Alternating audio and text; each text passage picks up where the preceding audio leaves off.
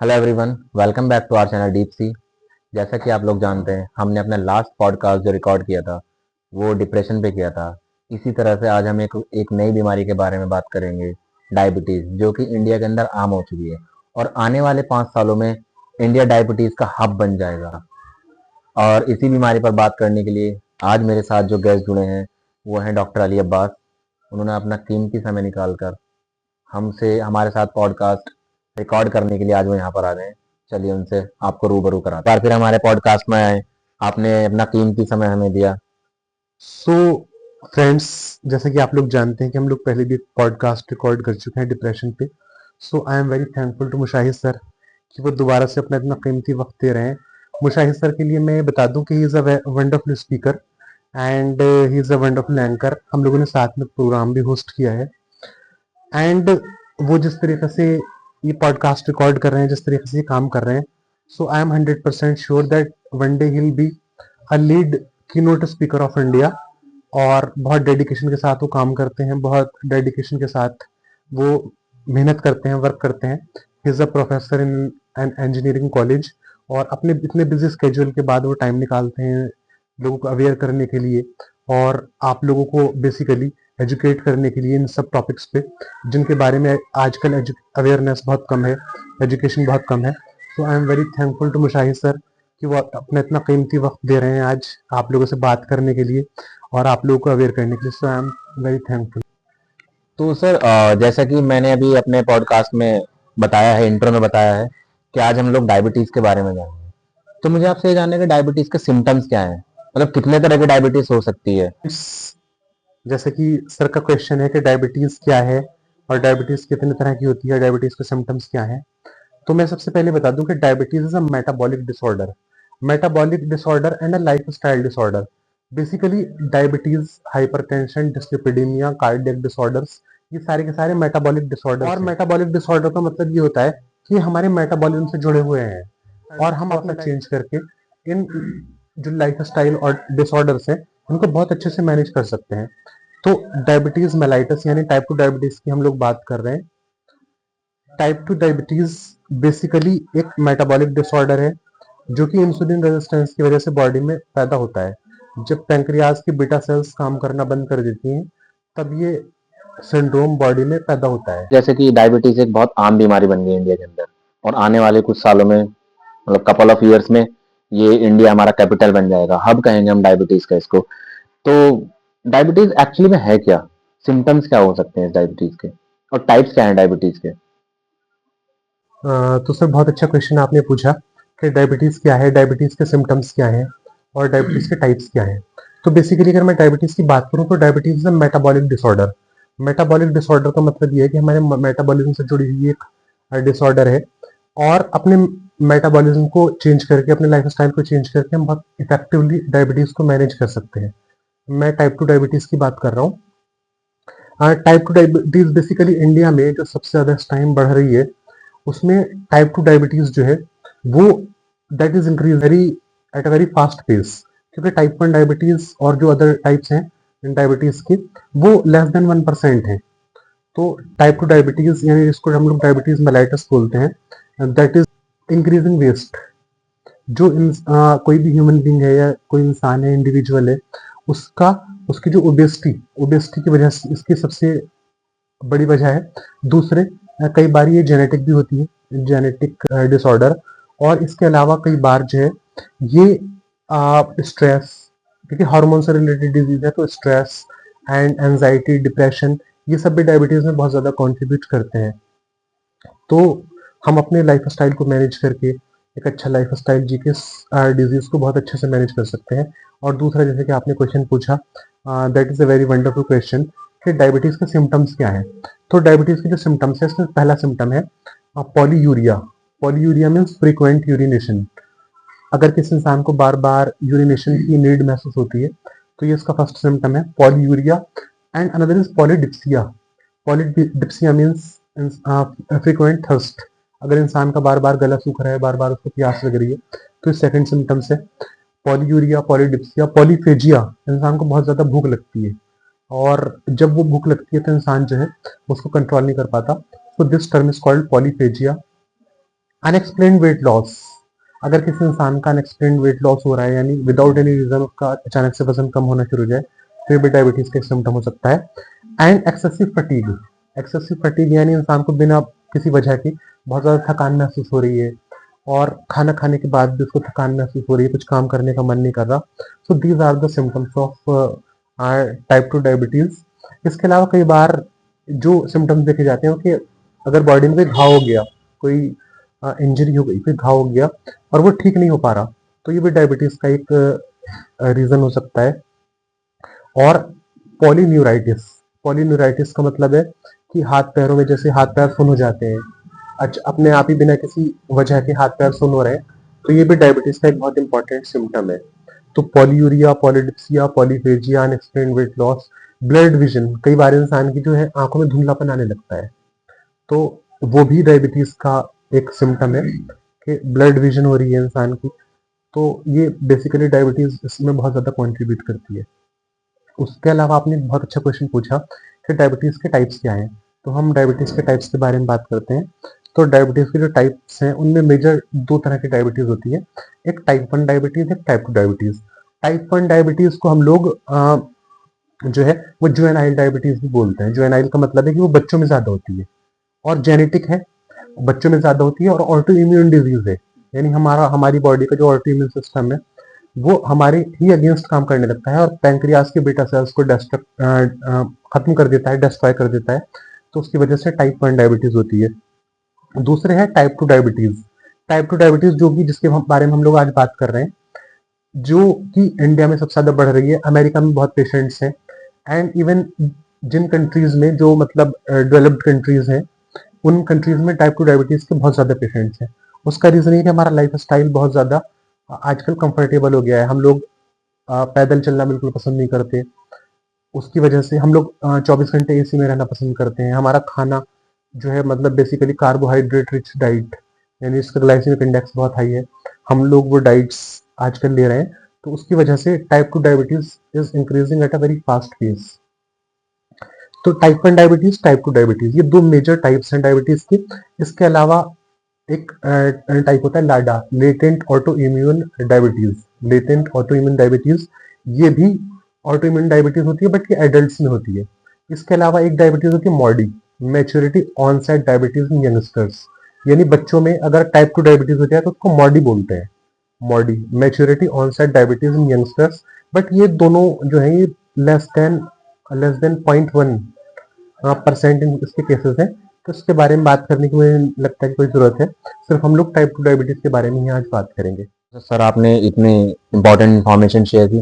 Sir मुझे एक बात और पता करनी है, एक मेरा एक नेक्स्ट क्वेश्चन है कि इंडिया के अंदर क्या मिसकंसेप्शन है लोगों में डायबिटीज को लेकर, मतलब वो लोग बोलते हैं कि गुड़ खा लेंगे तो शुगर लेवल बहुत ज्यादा बढ़ जाएगा, डायबिटीज हो जाएगी, मतलब is it compulsory to consume sugar and sweet product, is it mandatory to have some in diabetes बहुत केसेस? अच्छा क्वेश्चन सर आपने पूछा कि बेसिकली इंडिया में डायबिटीज को लेकर मिसकॉन्सेप्शंस बहुत है। मिसकॉन्सेप्शंस का मतलब ये है कि लोगों को लगता है कि अगर मैं मीठा ज्यादा खा रहा हूँ तो मुझे डायबिटीज हो जाएगी। ये एक्चुअली मुझसे काफी सारे पेशेंट्स ये क्वेश्चन पूछते हैं कि क्या मीठा खाने से डायबिटीज हो जाती है, तो मैं बता दूं कि मीठा खाने से डायबिटीज नहीं होती। मीठा खाने से दांत खराब हो सकते हैं आपके, मीठा खाने से इंसान का वेट बढ़ सकता है, बट मीठा खाने से डायबिटीज कोई डायरेक्ट कनेक्शन नहीं है। डायबिटीज जो है बेसिकली ये इनएक्टिविटी और सीडेंट्री लाइफस्टाइल की वजह से होती है। अगर आपका लाइफस्टाइल बहुत सीडेंट्री है, आपके लाइफस्टाइल में कोई एक्सरसाइज नहीं है, प्रॉपर वॉक नहीं है, फिजिकल एक्टिविटी नहीं है, तो वो डायबिटीज के लिए रिस्क फैक्टर है। हाँ, मीठा कोई डायबिटीज के लिए रिस्क फैक्टर नहीं है। डायबिटीज होने के बाद मीठा खाना गलत होता है क्योंकि बेसिकली वो कार्बोहाइड्रेट है, जब वो बॉडी में जाएगा तो आपकी बॉडी में ग्लूकोज का लेवल बढ़ेगा, ब्लड में ग्लूकोज का लेवल बढ़ेगा, तब हम लोग डायबिटीज के पेशेंट्स को बोलते हैं कि आपको मीठा नहीं खाना। लेकिन मीठा खाने के साथ साथ और भी बहुत सारी चीजें स्टार्च काम करते हैं, बेसिकली हम लोग स्टार्च को मना करते हैं। वो हमारी मेडिकल कम्युनिटी में कहावत है, the whiter your bread, the whiter your bread, the sooner you are dead. जितना ज्यादा आपका ब्रेड वाइट होगा, बेसिकली लोग व्हाइट ब्रेड को बहुत ज्यादा पसंद करते हैं, तो हम लोग मेडिकल कम्युनिटी में बोलते हैं कि जितना ज्यादा आपका व्हाइट ब्रेड होगा उतना ज्यादा आपका लाइफ स्पैन कम होगा। सो व्हाइट चीजें जितनी भी है उसमें आलू, चावल और स्टार्च की जितनी भी चीज़ें हैं, चीनी भी वाइट ही कलर की होती है, तो चीनी, potato, starch, white white flower यानी मैदा, वो भी डायबिटीज में बहुत ज़्यादा कंट्रीब्यूट करता है। इसका भी ग्लाइसेमिक इंडेक्स बहुत हाई है। तो राइस के लिए मैं बोलना चाहूँगा कि राइस में अगर आप ब्राउन राइस प्रीफर करें तो ज़्यादा बेटर है। और आटे की जगह अगर आप लोग मल्टीग्रेन आटा ले लें तो और ज़्यादा बेटर है। बेसन ले लें तो बहुत अच्छा है। और जितनी भी मतलब प्रोटीन रिच डाइट है उसको फॉलो करें, कार्बोहाइड्रेट कम करें, और आपकी डाइट में जितना ज़्यादा, आई शुड से, कि जितना ज़्यादा फाइबर होगा, फाइबर डायबिटीज़ को कम करता है, डायबिटीज़ के रिस्क को कम करता है, तो फाइबर अपनी डाइट में इंक्रीज करें।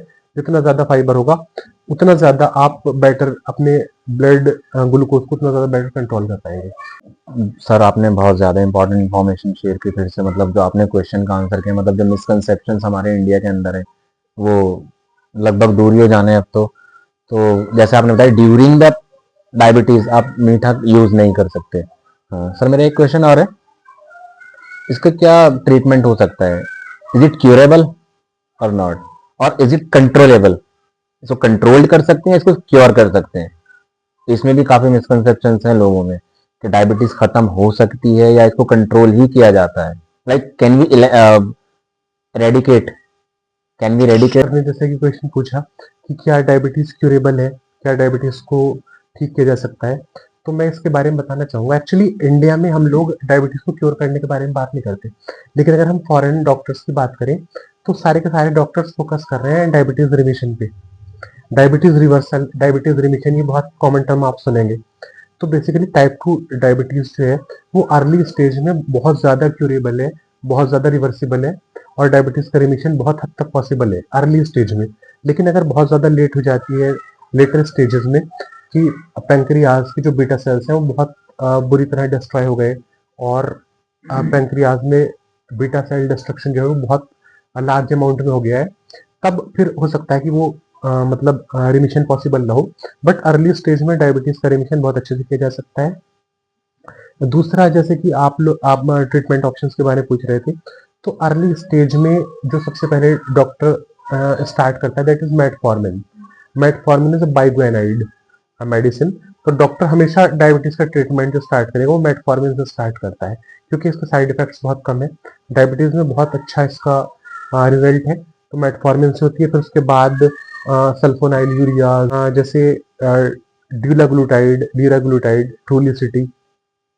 इसके अलावा लास्ट ऑप्शन में आता है हमारे पास इंसुलिन।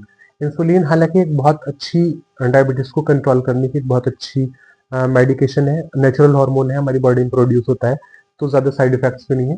बट बेसिकली लोग इंसुलिन से इसलिए डरते हैं क्योंकि इंसुलिन इंजेक्टेबल है, अभी तक ओरल फॉर्म में हमारे पास आया नहीं है। तो पेशेंट्स जो है वो कोशिश करते हैं कि हम इंसुलिन को अवॉइड करें। और जब डॉक्टर को लगता है कि अब किसी भी ओरल हाइपोग्लाइसेमिक एजेंट से कोई फायदा नहीं होगा, तब डॉक्टर जो है वो इंसुलिन को प्रीफर करता है। तो इंसुलिन डायबिटीज के लिए बेसिकली आफ्टर सर्जरी और आफ्टर लॉन्ग इलनेस या किसी भी सिक डे मैनेजमेंट के लिए इंसुलिन यूज होती है।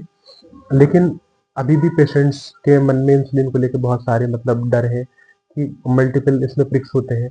डायबिटीज के पेशेंट्स की एक सबसे बड़ी प्रॉब्लम ये होती है कि उनको बार बार प्रिक करना पड़ता है, अपना ब्लड ग्लूकोज चेक करने के लिए बार बार अपनी फिंगर को प्रिक करना पड़ता है, दूसरे इंसुलिन लेने के लिए अपने आप को बार बार प्रिक करना पड़ता है। तो उनके लिए मैं बता दूं कि आजकल एक बहुत लेटेस्ट टेक्नोलॉजी है that is insulin pump. Insulin pump आजकल आ चुके हैं मार्केट में, और वो अपने आप according to your meal, according to your meal time, अपने आप इंसुलिन जो है वो आपकी बॉडी में पहुंचाते रहते हैं, आपकी बॉडी में इंसुलिन डोज डिलीवर करते रहते हैं। तो अगर आप लोग चाहें तो उसकी भी हेल्प ले सकते हैं। इंसुलिन पंप एक बहुत अच्छा सिस्टम है डायबिटीज को मैनेज करने के लिए। मुझे एक और क्वेश्चन है कि ब्लड ग्लूकोज की क्या रेंज है, मतलब जिस एक रेंज होती है ना कि उस रेंज पे जाके आपको डायबिटीज डिक्लेयर कर सकते हैं डॉक्टर, वो रेंज क्या है? थोड़ा सा आप उसके बारे में बताइए प्लीज। दोस्तों, जैसा कि सर का बहुत अच्छा क्वेश्चन है कि डायबिटीज की रेंज क्या है, तो इसमें अगर आपका फास्टिंग ब्लड शुगर है वो 100 से कम आ रहा है, if it is less than 100 then it's normal. If it is between 100 and 125, 100 से 125 के बीच में अगर ये है तो you are pre diabetic. Pre diabetic मतलब ये है कि you are not diabetic, but आपको आने वाले टाइम में डायबिटीज का खतरा है। तो इस टाइम अगर आप अपना लाइफ स्टाइल चेंज कर लेते हैं तो आप बहुत अच्छे से डायबिटीज को प्रिवेंट कर सकते हैं। But if it is more than 126 on two test, alternative test, तो फिर हम लोग पेशेंट को डायबिटिक डिक्लेयर कर देते हैं। दूसरा, जो आपका पीपी ब्लड शुगर यानी post prandial blood sugar, if it is less than 140, खाना खाने के 2 घंटे बाद का आपका जो शुगर है, अगर वो 140 से कम है, so you are normal. If it is between 140 and 200, if it is between 140 and 200, then you are pre diabetic. और इस टाइम आपको अपना लाइफ स्टाइल चेंज करने की बहुत ज़्यादा ज़रूरत है, और लाइफ स्टाइल चेंज करके आप इस डायबिटीज़ को प्रिवेंट कर सकते हैं, डायबिटीज़ को डिले कर सकते हैं। But if it is more than 200, then we declare the patient diabetic. But मैं जैसे कि पहले भी बोल चुका हूँ कि early stage, early onset of type 2 diabetes में बहुत अच्छे से रिमिशन पॉसिबल है। तो अगर आप अर्ली स्टेज में अपना लाइफ स्टाइल चेंज कर लें और अर्ली स्टेज में आप अपने लाइफ स्टाइल को बेहतर बना लें, रिच कार्बोहाइड्रेट डाइट को अवॉइड करें, एक्सरसाइज करें और फ्रूट्स कंज्यूम करें, वेजिटेबल्स कंज्यूम करें, तो आप बहुत अच्छे से डायबिटीज़ को प्रिवेंट कर सकते हैं। Thank you so much sir, आपने इतना ज़्यादा टाइम दिया। अब जाते जाते मैं चाहूँगा कि आपका लास्ट मैसेज क्या रहेगा। जिस तरह से डायबिटिक के पेशेंट बढ़ रहे हैं हमारे इंडिया के अंदर, तो बहुत ज़्यादा ज़रूरी है, हमें अपने लाइफस्टाइल चेंज करने की बहुत ज़्यादा ज़रूरत है। तो मैं चाहूँगा कि आप एक बार लास्ट मैसेज हमारी जनता के लिए जो आप देना चाहें।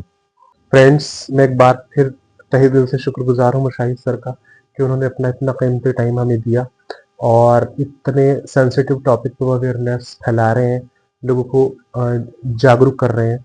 बेसिकली हम लोग ये डायबिटीज़ डे पे ये पॉडकास्ट शूट कर रहे हैं, और मुशाहिद सर के और मेरे बीच में काफ़ी लंबे टाइम से कॉन्वर्सेशन चल रहा था कि हम लोग इस टॉपिक पर पॉडकास्ट करेंगे, और फाइनली आज उन्होंने ये पॉडकास्ट बनाया। So I am deeply thankful, I am thankful from the depth of my heart to Mushahid sir. Finally मेरा मैसेज ये है कि आप लोग अपने आप को डायबिटीज़ से प्रिवेंट कर सकते हैं। डायबिटीज़ एक बहुत ही अच्छे से मैनेज होने वाली और बहुत अच्छे से प्रिवेंट होने वाली डिजीज़ है। Basically it's a life style disorder. तो अगर आप अपनी लाइफ स्टाइल को अच्छा रखेंगे, अपने डाइट पे ध्यान देंगे, एक्सरसाइज करेंगे प्रॉपर, सीडेंटरी लाइफ स्टाइल को चेंज करके अगर आप लोग अपना एक एक्टिव लाइफ स्टाइल बनाते हैं, तो आप बहुत अच्छे से डायबिटीज़ को मैनेज कर सकते हैं, डायबिटीज़ को प्रिवेंट कर सकते हैं। So thank you so much. I want a healthy India. तो कोशिश करिए कि हेल्दी इंडिया बनाने में और इंडिया को हेल्दी बनाने में अपना सहयोग दें। डेली वॉक पे जाएं, मेहनत करें, एक्टिव रहें। So this is my last message. Thank you so much. जैसा कि आप सबने देखा, डॉक्टर साहब हमारे साथ जुड़े थे, इन्होंने बहुत अच्छी इन्फॉर्मेशन आपको प्रोवाइड कराई। तो ऐसे ही आप हमारे साथ जुड़े रहिएगा। मिलते हैं हम आपके साथ आपसे किसी नेक्स्ट पॉडकास्ट में। तब तक आप हमारे चैनल को सब्सक्राइब करिए, लाइक करिए, और ज़्यादा से ज़्यादा अवेयरनेस फैलाने के लिए हम आपसे ऐसे ही मिलते रहेंगे। Thank you so much. Good bye.